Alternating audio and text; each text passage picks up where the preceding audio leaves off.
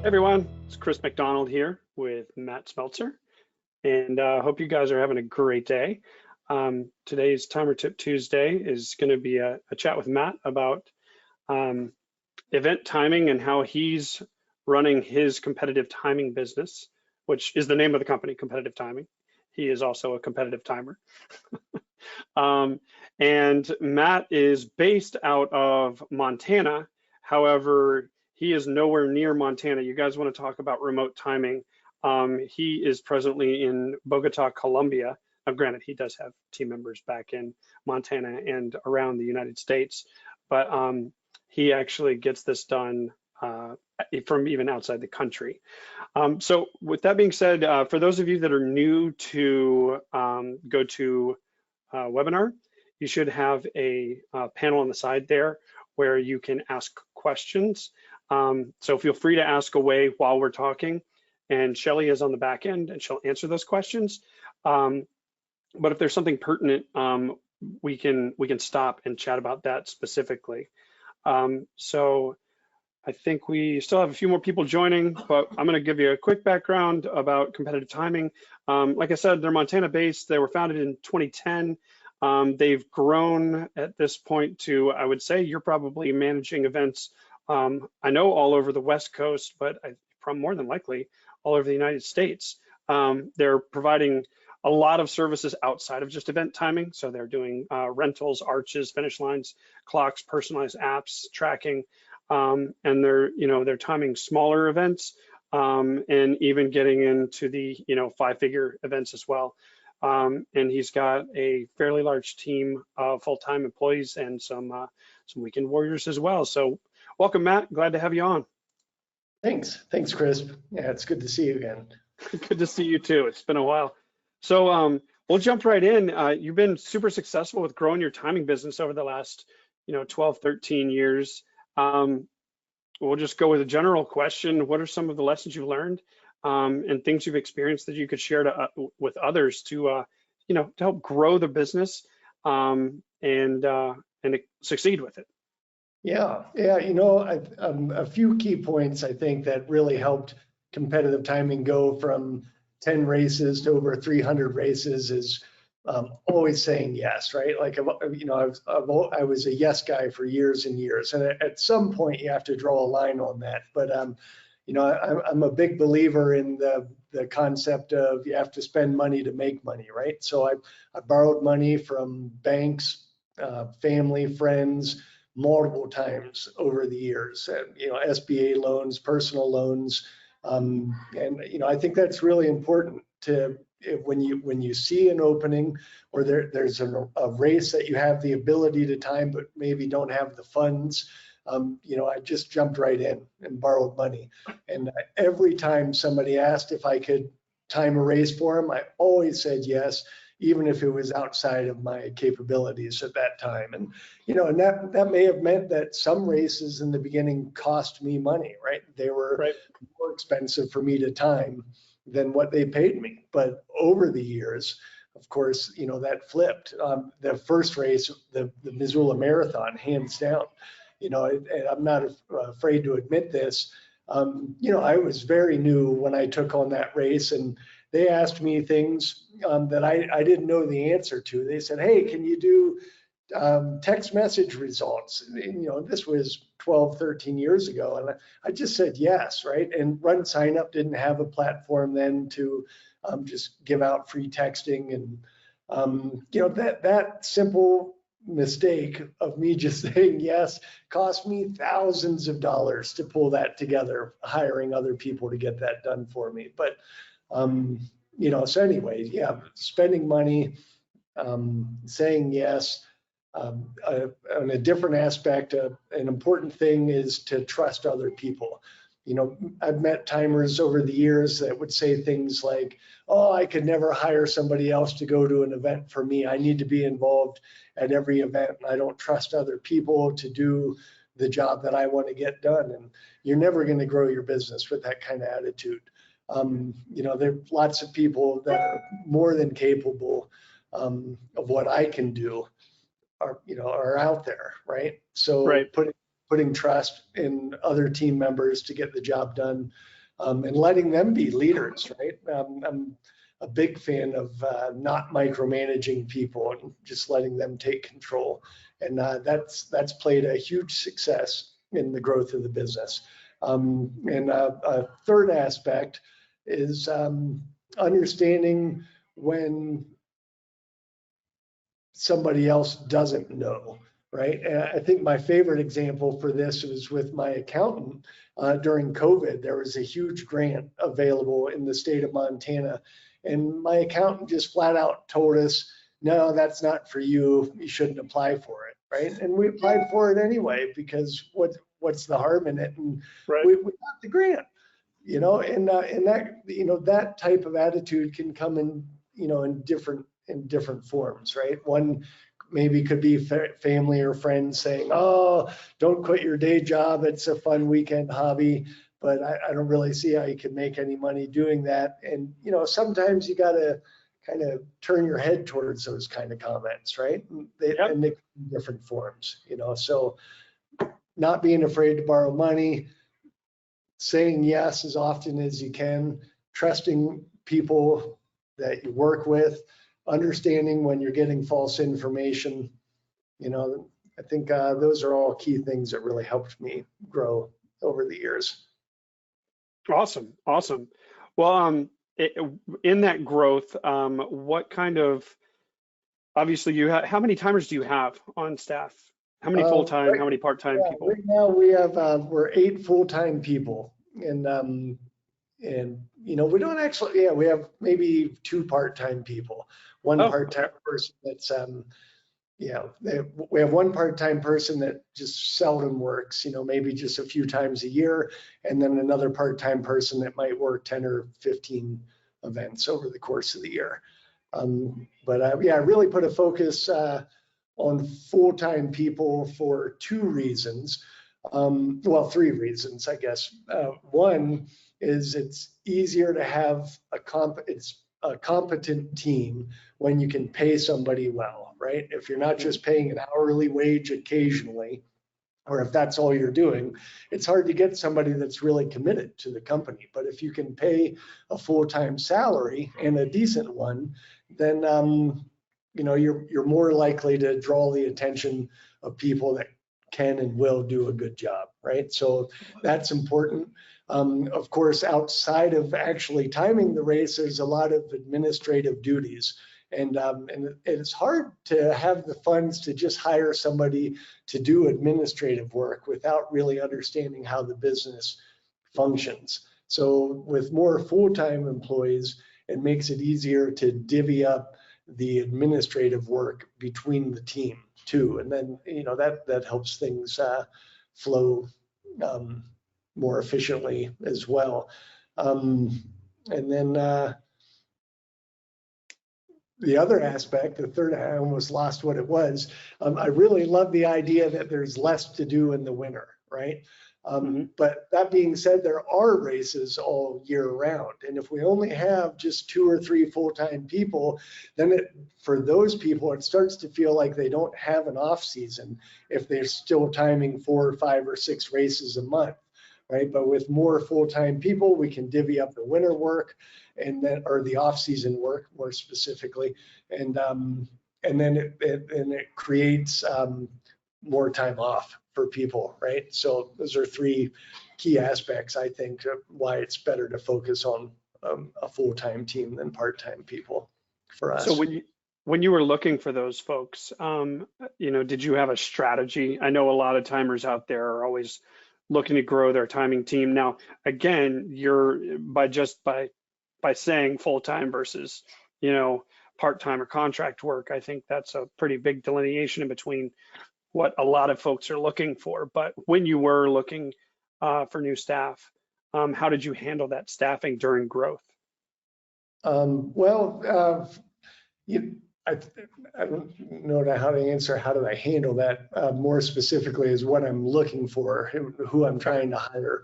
And it's something I've struggled with, actually. We've had a couple of people over the last year where I thought I did a good job of explaining the job, but then when they started, they didn't actually grasp what was happening, right? And Right. so trying to figure out how to make sure people are clear with what the job is something I think it's fair to say I'm still struggling with a little bit right now. And one of the things I try to do is have these prospective new hires communicate with multiple members of the team in addition to me to get an idea of what are some things that people like, or more important to me, what are some things they dislike about the job, to help the new hires understand that. And I think two key things, or the two things that are the hardest, is the traveling. It can be 10 plus hours. Heck, we have a guy driving to San Diego 20 hours one way, right? Driving equipment, right? And that can really wear on people being away from home for so long. And the other aspect is the technical part of it. And I think it's really interesting to see the disconnect between people that say they like troubleshooting and computers and technical stuff, and then will literally be the people that will quit because of that specific aspect of the job, right? So, and that's, I think the thing I've landed on here recently is that I'm trying to push the concept that you have to really love the concept of being on a computer and spending a few hours trying to figure out why that problem happened, testing it on multiple programs, and coming up with a solution or a clear path to explain to a developer, this is why the problem is happening, right? And if you're not the type of person that doesn't enjoy that, like that doesn't sound like fun, this is just not the job for you, right? And Right. yeah, and it's hard to get that point across. I've failed a couple of times over the last year and a half getting that point across. I think we have a really good team right now. I think we're winning. Awesome. So, I think, don't be afraid when you're interviewing people to literally give them technical tasks to do and have them share their screen and watch how they click around on things. I think just my most recent new hire, one silly little thing I did is I asked the person to do the Zoom call, the meeting on a computer, but I texted the Zoom link to their phone at the last second. And that simple little thing is incredibly complicated for some people, right? How do I get this ridiculous long link off of my phone onto my computer, right? And for some people, that's a really easy thing to do. And some people, it's incredibly, like they just don't understand how to do it, right? And those little things like that are good eye openers to the kind of person you're about to hire, right? That's a really interesting little test nugget there. I dig that because it's true. I mean, you never know what's going to pop up, and your ability to think on your feet is something you can't really train. Yeah. It's just something that people are comfortable with and are used to, and others aren't. So with all those timers, how do you divide up the work? The admin work. Well, just the general work, like who's going to what, where, kind of thing. Yeah, well, we're spread out. We have a person in 4 different regions across Montana, 5 really, actually, spread out across the state pretty well. So to a certain extent, I try to keep, if somebody lives in Billings, Montana, give them Billings, Montana races, right? But on the flip side of things, we have people in one community that we don't have a lot of races in, right? So they're almost always traveling. And I try to be a little bit of a socialist like that, I guess, where I spread the travel time. And so it might be something like a person here needs to go there to time a race, and then a person here goes to where that initial person was. So instead of one person driving 10 hours, I'll make 2 people drive 5 hours, right? And I try to do a fair amount of that. A lot of it is really up to the timers themselves. I might make a schedule and they'll just say, hey, can I do this instead of that? Or 2 of us talked and so I let them pick and choose quite a bit too of what works for them. But I do, so yeah, it's a mix. It's a mix of timing races in your own community, and I kind of keep track of how much money people are spending on gas, and use that as an indicator year over year of who ended up driving more than the other. Interesting. Really unreasonable to track things like mileage, stuff like that is more of a task than a tool, asking people to constantly write things down. Right. But yeah. Interesting. So with the team spread out so much and events kind of happening all over the place, I'm sure you have a number of crutches in software that help you manage things like inventory items, because I'm assuming you're not shipping equipment from one city to a next. It's everybody's maybe got their pod of stuff, and then you go to a big event, and then you're kind of merging in to the larger event. So what kind of, I think we talked briefly, and you had some inventory management software, and on top of that, I think you also mentioned that you had some you had some CRM or software or software that you use for email that, Yeah, sure. So talk a little bit about that. Away from spreadsheets quite a few years ago. We used to do everything in the spreadsheet, and it got, frankly, it was ridiculous. A cell would be highlighted yellow or red or green, or and it got clunky, right? And Brian Jenkins actually turned me on to the Freshworks platform, and so we're pretty in deep with that. We use a program called Fresh Sales that really is just a great way for us to put the events in what's called a funnel or a pipeline, right? So it's like, here's an event that we're not sure what the date is yet, and then we move it till we've confirmed the date, and then move it till we've sent an estimate, and then we've received the deposit, and all the details are confirmed, and just makes it really clean and easy to work through the events and manage what needs to be done and what's already completed. And they also have a program called Fresh Desk that allows us to all answer emails together, right? So, we have hundreds, thousands of emails that funnel through info@competitivetiming.com, and any one of us can go in there and answer them and see them and assign these emails or tickets to different people on the team.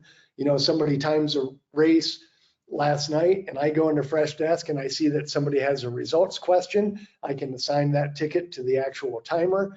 Or if they're busy, I can answer them myself. Race day scoring has a fantastic cloud backup system with the event. So the timer backs up the event when they're done. I see somebody, wore the wrong bib. Two family members swapped bibs on accident. I can restore that race that somebody else timed, make the change, and answer that ticket myself. So the way that we can help each other like that is fantastic. Especially, sometimes some of us are not responsive for a number of days. So if somebody emails me specifically, it might go unanswered, but when it gets dumped in this pool, we can help each other. Well, you might be traveling for 20 hours back from San Diego, and it's 3 days gone that you're not going to be responding to emails. We actually have the exact same protocol in regards to backing everything up so that once it dumps into the CRM. And for those of you listening, the Fresh Desk platform is not just something Matt uses. RunSignup actually uses it as well, and which is where Brian Jenkins helped Matt with that solution. So it sounds like it's been very, very helpful for you. Yeah, and one of my other favorite parts about that program is our personal work emails are all dumped into Fresh Sales, right? So it's fantastic when maybe we make a last minute schedule change, right? We have one person scheduled to time a race. They've been communicating with the race director on multiple fronts, and then all of a sudden somebody else, we realize, oh, this other person needs to time the race instead. They have access to all those emails. They can go into Fresh Sales, pull up that event, see who the race director is, and then read any emails associated with that person's email address from any of us. So they don't have to go in and ask the same questions or look silly asking something that's already been communicated. Right. Yeah. And then the other big program we use is called Check Room. I'm not really at a point where I would push it too much to say, hey, this is the program to end all programs for inventory, but I am happy with it. It's got a few issues, but it allows us to manage equipment in different locations and build kits where if it's like always these 18 things that are going at the same time, you can just add them into a kit. Make reservations for events, say who the timer is, it's going to be there, this is the stuff they need. We have 24 decoders right now, not counting some pro chip stuff, but just passive decoders. And it makes it really easy to just get in there and see this decoder is going to be here at this day, and then it's going to be there at that day, and to help the plan on how to move equipment around. Because while we each do have our own little kits for the basic races, a one-person job, sometimes there's events where we need to have a dozen decoders at one event, and we're borrowing equipment from other people. And anyway, Check Room makes that really easy to navigate. Are you also inventorying? Obviously, you have your bulk inventory, decoders, clocks, arches, crowd control fencing, cones, whatever. Are you also tracking consumables like bibs, tags, things like that within that program? We don't track tags. The chips, we just kind of wing that. Somebody says they're getting low, we just order more chips, right? I don't really try to always keep X number of thousands of chips laying around in each location, so it's just not an issue. But bibs, we do, this kind of ties into something you're likely to ask me later if I have partnerships with people. We have a partnership with a bib printing company, so we get a little cut off each bib. And because of that, we do a lot of bib orders, a lot of custom bib orders for races. And we tend to keep that surplus supply in our inventory. So we keep track of that in Check Room with just a simple item and a description that says, bibs 50 through 200 are left, right? And data. So that when that race comes around next year, we can see, we have, this many bibs left over. This is the location it's in. And then that gives us an idea of whether or not we need to reorder or if we have enough left over for that race. So we do. That's probably the only disposable item that we track, our custom bibs. And we have our own competitive timing bibs that we sell to people that don't feel like, going through the custom bib process. And we don't even track those. It's just something like chips and safety pins. We just make sure there's heaps of them laying around, reorder when it looks like it gets low. Gotcha. Well, so we did have a question from the field, and someone's looking to purchase equipment and maybe build their own timing system. And he's asking, what did you start with, and what did you end up? What are you using now? Yeah, well, I don't know much about the DIY aspect of it. I know there's a lot of people doing it, and I think ultimately it really doesn't come down to the system that you're using. It comes down to your capability to manage,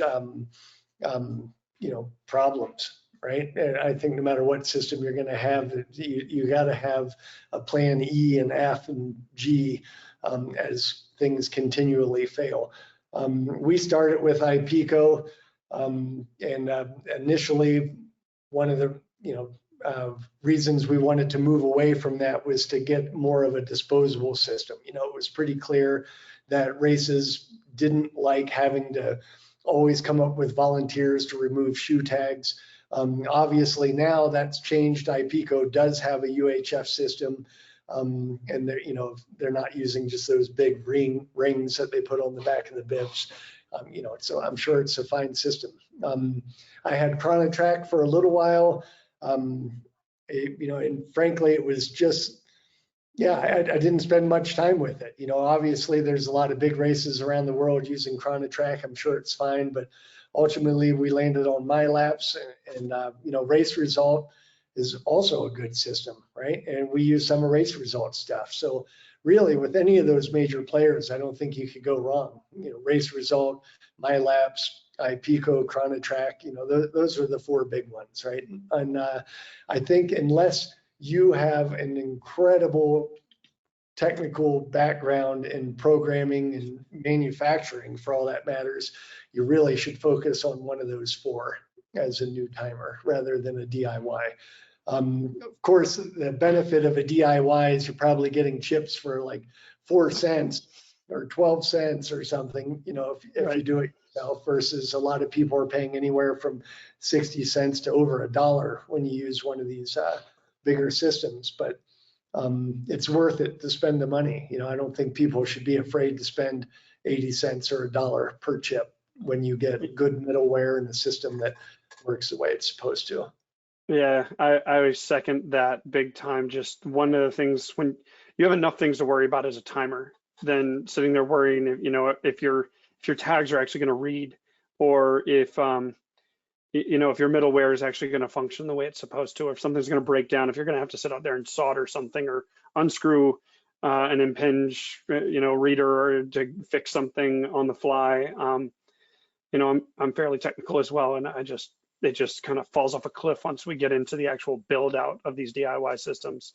Yeah. So, well, with that and all that you have going on, it sounds like, do you also have PM software or a system for project management? Or are you using the Freshworks platform to manage that completely? I can't say I'm fully grasping what you're asking with a product management platform, but it seems so like. So you ever use like a Basecamp or Asana, Monday.com, any of those types? I mean, it kind of sounds like your Freshworks is that, with tracking where things are. Yeah, Fresh Sales and Check Room are the two main programs that accomplish that for us, managing our communication with the races and our schedule and our equipment where it needs to be, and the maintenance of the equipment, for all that matters. Flag it broken, missing, damaged. Yeah. Nice. So, and I just, with you being out of the country right now, again, for those of you that weren't paying attention initially, Matt is not even in the United States. You probably have one of the best handles on remote timing, since you are as remote as you can get to time races back here in the US. Sure, we love remote. Yeah, we love remote scoring. We push it a lot. The backbone of competitive timing has been small events, right? We time over 300 events, and the vast majority are under our minimum. And our minimum for an on-site race is 300 participants. It gets expensive. And I know we're not even the cheapest as far as minimums, but after all fees said and done, I think the lowest a person could walk away from us timing a race on site would be like $1,050, a little bit more than that, right around there. And for these 50-person races, little 5K fun runs in small towns in Montana, that's really an unreasonable fee to ask them.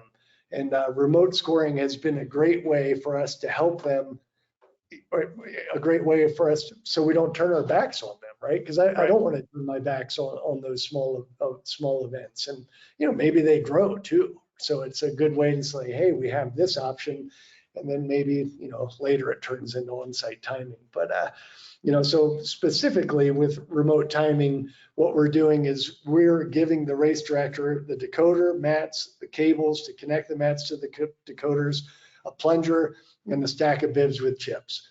And then we're using the race day check-in app from RunSignup to do, teach them how to do dynamic bib assignment. We push them to just have day of registrants use their phones to register. And we teach them how to plug in this equipment and turn it on. We connect to it from wherever we are, and we score the race. Beyond that, I think there's no real reason to get into any more technical details, but that pretty much sums it up, and it works shockingly well, right? Like it's a little risky only having one decoder at an event as opposed to a normal 2 decoders for a backup system. But when somebody, generally speaking, the type of people that want remote scoring, it's not the end of the world if somebody blocks their bib with their watch and we don't get a read. They're usually just fun runs. That being said, we have done cross-country races remote scored as well. And that feels a little crazy, right? Because those are the type of events where you would typically say you want to have a finish links camera. Right. So if you miss a read, you can see what happened on the side profile, or more common what happens is you have inversions on two runners, and you need the finish links camera to break that tie, right? So but some of these are Class B or Class C school races. They don't have big budgets, and they're happy to save the money, and they might have some of their assistant coaches or volunteers doing backup verifying times, and then they can go in and see what results are missing, give me times to plug in, and it works great for them. So I love remote scoring. And where remote scoring can be a problem is if you find yourself having to deliver the equipment 4 hours away and then go back and pick it up. That it's hard to find the benefit in that, right? But if it works out that you happen to be in that town for another race at the same time, and you can deliver the equipment, or the week before, or they can just come to you and pick it up, as long as you're not creating too much of a hassle with the transportation of equipment. It's a fantastic way to go. And one of the things we're looking forward to trying is Race Result has their side antennas with the decoders built right into them. That's going to really simplify the setup. And now, of course, side antennas are not meant to be used at a finish line, right? But if it's a fun run where it's not super important, but they want some times for the people, I think that's going to be a good move for a lot of remote scoring, because then we don't have to show them how to plug in cables. It's just a power button. Press that button, it's done. We haven't actually tested that system yet as a standalone timing system, but it's pretty good. I've used it. Yeah, it's not bad at all. For smaller fun runs, it's not bad. So awesome. Well, and so again, you cover a lot of ground in terms of geography. Do you have a lot of competition in your area? And if so, how are you managing that? Yeah, we've there is some competition in Montana with another timer specifically, and really we haven't lost a lot of races over the years. We have lost some races. Generally, not even generally, it always comes down to money. If we've lost a race, it's because of money. I think there was maybe one race, literally one race out of the thousands of events we've timed over 14 years that left because they thought we did a bad job. And I think, I think we made a mistake. I can't even remember that. It was a small event, right? It was an event with like 100 people in it. I might have sent a new timer, and I think there was a clash in personality even between the timer and the race director, on top of us, making a couple of mistakes. But ultimately, it always comes down to money. And to me, I think it's very important to have price points in place, right? No two race directors that we work with could get together and then find themselves upset because one person is getting something that the other is not. We have very clear rules in place for everything, and it ultimately comes down to you get what you pay for. And the vast majority of the people that we work with recognize that. And for a lot, maybe they've never worked with anybody but us and they're happy. But we have had a lot of companies that have worked with other timing companies and switched to us. And I think we've even had a couple that switched away and then switched back, right? And you know, all you can do is just stay on top of your game, make sure you're paying attention to new options, and you know, yeah, I don't worry about losing business. I think a key thing, Jenna Ginsburg, I think, is the one that planted the seed in my head. She said, don't ever let one race be more than 5% of your business. And I think that is a fantastic rule.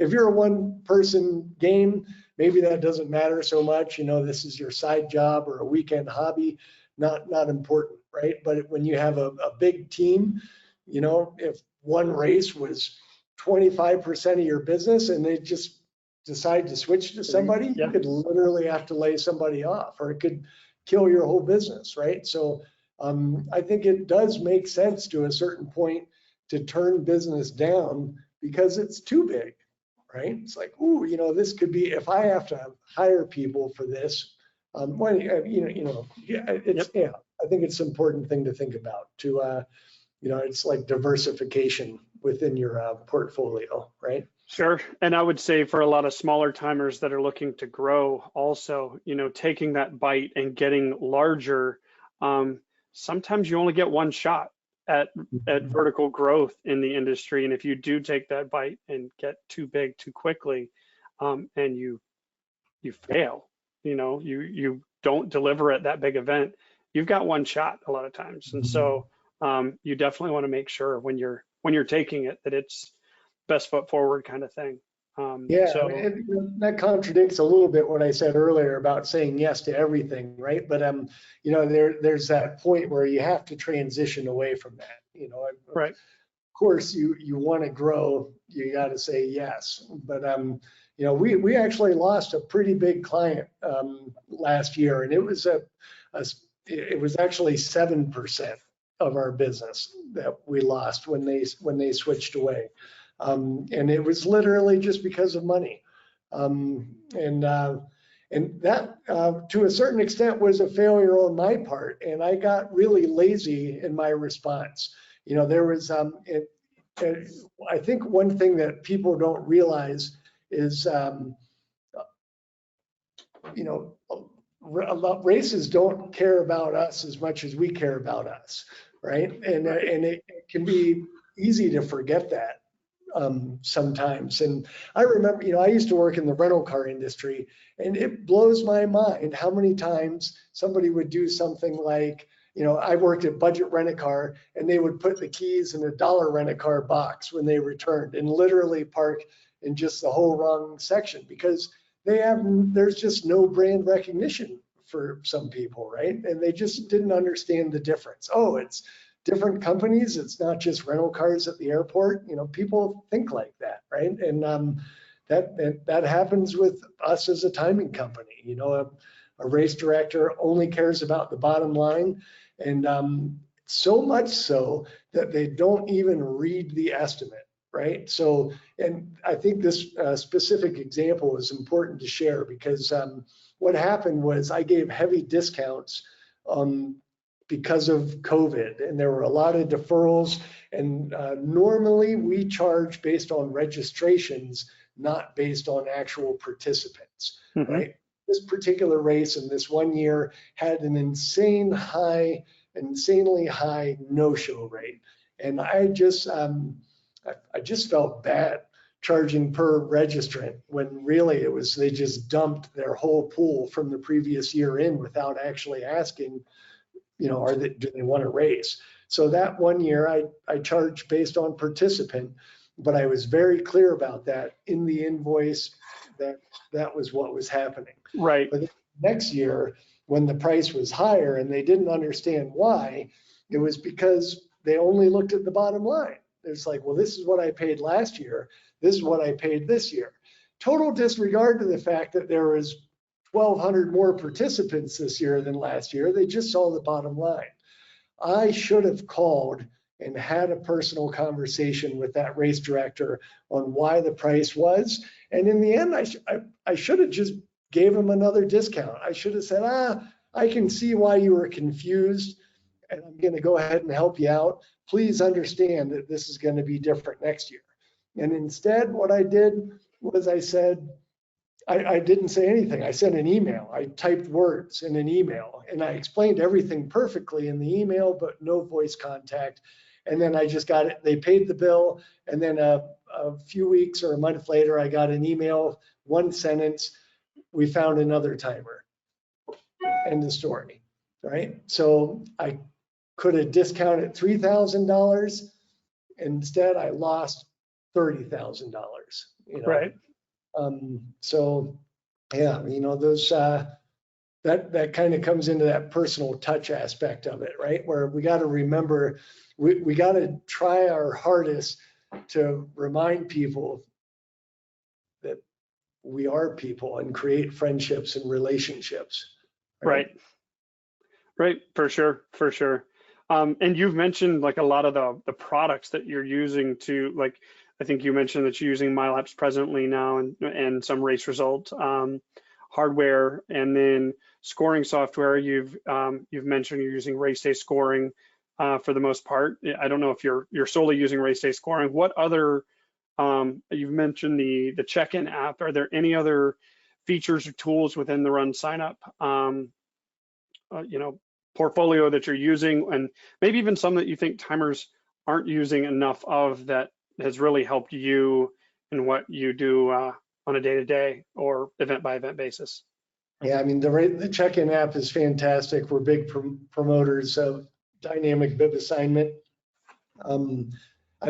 Particularly in that program, I love that the volunteer can make participant and event changes.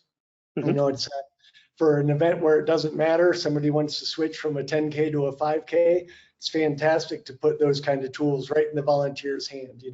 That used to always be, almost the Getting sole a paper reason form. Ask, Right. oh, you just stood in line for 10 minutes to tell me you want to switch events. Now go stand in that line over there, have them switch you, then come back and stand in this line again, right? Right. Awesome that we can just boom, boom, boom, make those changes right in the app. Simple little name misspelling, all of that can be handled in app. It's fantastic. We love scanning QR codes for assigning bibs. It's a great way to get rid of any sort of typing errors where people accidentally type in the wrong number. Yep. Of course, that comes with its own set of problems that you have to manage. You could have two bibs side by side and they just scan the wrong QR code, right? So it's not foolproof, but certainly a step in the right direction. I will say, for those of you listening, I did have a timer yesterday say, hey, I bought a barcode scanner for my computer online. It doesn't work. Well, they bought a 1D scanner. Just so everyone's aware, if you ever buy a 1D scanner, it's only going to scan barcodes and not QR codes. So if you ever want to scan QR codes like Matt's talking about, you either need to use your phone that has a camera on it or a 2D scanner. Yeah. Race day scoring, it's come a long way over the last couple of years. We are timing 100% of our races in race day scoring right now. Very cool. And we have some interesting ones over the years. We've timed the North Fork Championship, a whitewater kayak race, in the last few years, and last year specifically, it was just a game changer having computed fields and data actions to be able to create custom fields for gates and adding in gate penalties, and then using those gate penalties to actually calculate time penalties on overall scores, right? So there's an incredible level of customability in race day scoring. It's coming a long way, and they're obviously improving on it every week. Yep, I would say I'm on the Monday call every week, and they are nonstop pumping out features. Yeah, that's great. One of my biggest concerns, I'm not sure what people are using that are going to be watching this, but I used Race Director for years, and I just loved the fact that I could call Roger or send him an email, and he would often have a fix within minutes. and a new update on the program. And while of course that doesn't happen with race day scoring where they pump out a fix within minutes, actually I can't think of a situation where there wasn't a workaround where we've never been left dry hanging out, with no solution. Right. It hasn't happened with race day scoring, but the level of responsiveness is so much better than I ever imagined it would be at race day scoring. The support team is fantastic. We have a problem, we submit a ticket, we agree on what the solution is or agree that there is a problem, and it's resolved. Yep. It's great. It's a good program. Yeah, good stuff. Well, and before I ask the last question, finally got another question. I was about to say, hey guys, you're kind of quiet. Is anybody paying attention here? Make sure you send in some questions. Jimmy actually is mentioning that it's not really a question, but he actually, the way he manages QR code scanning is exactly what I do, and that's we keep them face down. And so they flip them over, and because I've had the exact scenario as well that you've had, Matt, and that's where you've got them stand, all the bibs are sitting here in a pile, they pull one, and with their phone, they accidentally scan the second one instead of the first one. And so, yeah, having them face down has been a big help. Yeah, that's Brian Jenkins is wanting to hear you to tell everybody about your running streak. Yeah, well, it's over. Let me just start with that right off the bat. No. I guess the About Us page might still say something about that. I need to fix it. But I did run a minimum 5K a day for over 10 years. And it was sometime in the middle of September last year that I ended it. So a very odd, it wasn't like I hit 10 years perfectly. It was just, I just decided that it wasn't making me happy anymore. Yeah. There were a number of years where I said things like, oh, I'm going to have to break a leg to end my running streak, right? Like something serious is going to happen. And in the reality, it kind of, towards the end of the streak, it gave me a bit of anxiety, and maybe and even some depression, just out of the fear of how I'm going to handle life if my streak is over, right? And that alone just started to make me feel really uncomfortable, and it just wasn't fun anymore.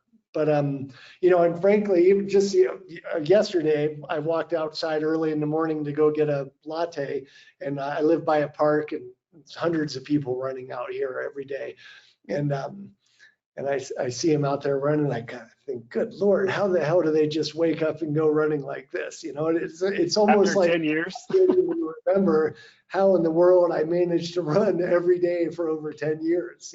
Right. But That's yeah. fantastic.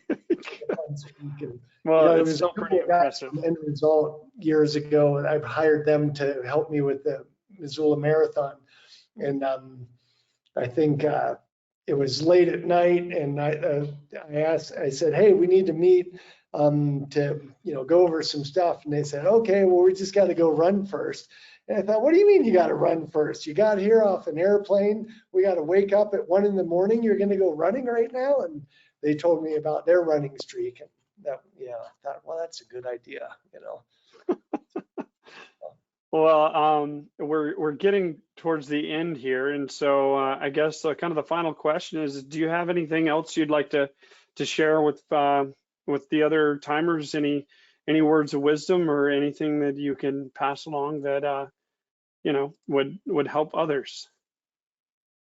I think the biggest thing is the team aspect of it, right? And I guess I feel the need to bring that up again because it's the number one conversation I hear from small timers is that they're afraid to work with other people. And there's so many good people in the world, and as long as you can be fair and treat people well and not put yourself up on some sort of pedestal like you deserve more than somebody else, that's the key to growing any successful business, is to find people that are better than you, really. Or, you know, even not even to focus on whether somebody is as better as you or as good as you, or and more, it's just to, you know, treat people fairly and trust people. I think it's a very fair assessment. So, well, with that being said, I don't see any other questions coming in. Matt, I just want to say thank you so much for spending some time today. I hope everybody on took a lot from it. I know I did, and look forward to hearing more of your adventures down in South America. All right. Thanks, Chris. I appreciate it. Take care, everyone. We'll talk to you next week. I think it works better when we're standing on the other side because, oh, hey, you just finished watching a video. Thank you for watching. Glad you were here.